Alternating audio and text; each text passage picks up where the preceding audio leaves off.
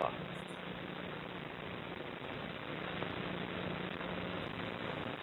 And that is a period of 4,320,000 years.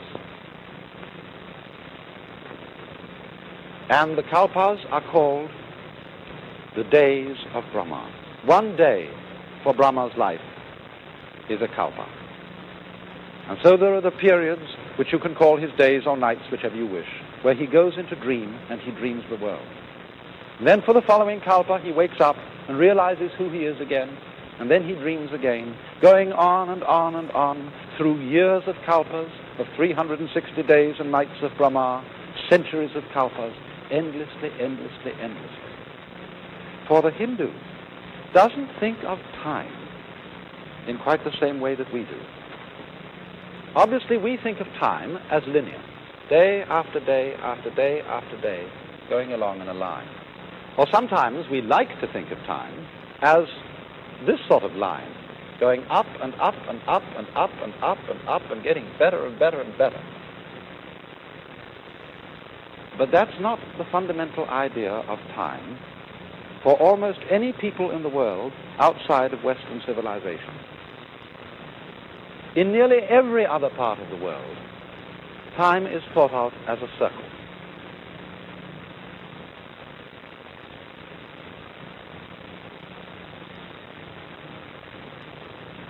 And they say, after all, isn't it reasonable for it to be a circle? Look at your watch. Doesn't your watch go round and round?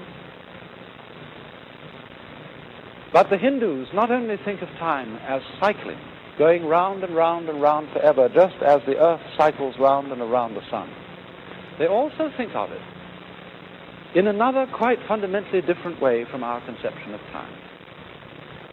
I referred to this idea that's common among us, that time is going up and up and things are getting better and better. But in the general Hindu view, in every cycle of time, things tend on the whole to get worse and worse. They divide the kalpa into a number of shorter periods, each of which is called a yuga.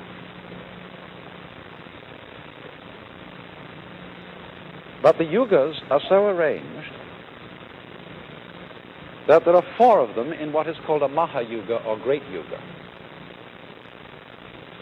The first one, occupying this period, is the longest.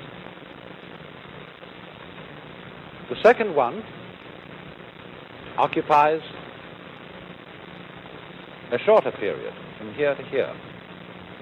The third, still shorter than the second. The fourth, the shortest of all. And the names that are given to them are the names of the throws in the Indian game of dice. The best throw, the throw of 4, is called Krita. And that lasts for the longest time. It is a golden age where everything is just fine. The next one is called Treta, the throw of 3. Pretty good, but not quite so good. The third is called Dvapara, the throw of 2. And here, good and evil are equally balanced, not so hot. The final throw, the throw of 1, is called Kali, the worst throw, and that's the shortest period. And of course, according to Hindu ideas, we're living in it now. But in Kali Yuga, everything goes to pieces and becomes dreadful. And time goes faster. Now, why do they feel that time deteriorates in this way?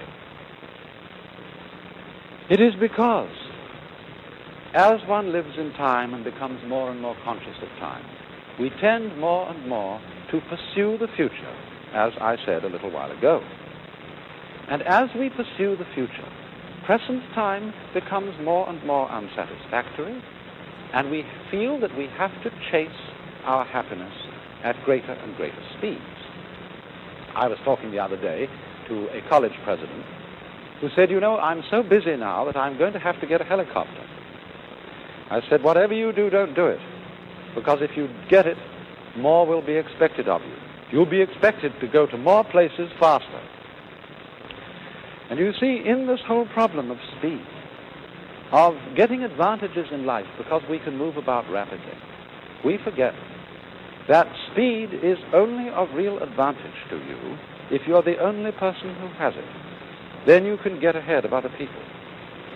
But the minute everybody else catches up with you, you're all back where you were, only going much faster and much more nervously, going, as it were, faster and faster to less and less